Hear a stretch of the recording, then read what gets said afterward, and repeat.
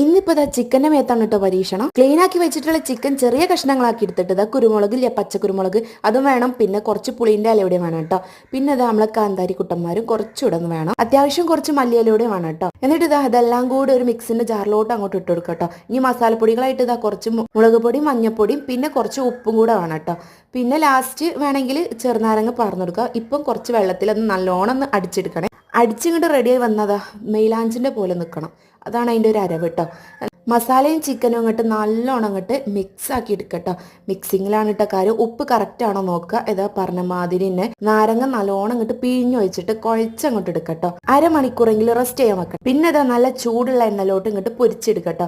അടിപൊളിയാണ് ഒരു സംഭവം. വിചാരിച്ച പോലെ ഒന്നുമല്ല, എല്ലാവരും ട്രൈ ചെയ്യേണ്ട ഒരു സംഭവമാണ്. അപ്പം എനിക്ക് ഏതായാലും നല്ല ഇഷ്ടമാണ് കേട്ടോ. അപ്പം നിങ്ങൾക്ക് ഇഷ്ടപ്പെടാതിരിക്കൂല. അപ്പം വീഡിയോ ഇഷ്ടമാണെങ്കിൽ ലൈക്ക് ചെയ്യാൻ മറക്കല്ലേ. സബ്സ്ക്രൈബ് ചെയ്യാത്തവർ ചെയ്തിട്ടും പോവുക. അപ്പോൾ അടുത്ത വീഡിയോ ആയിട്ട് വരാം. ഓക്കെ ടാ.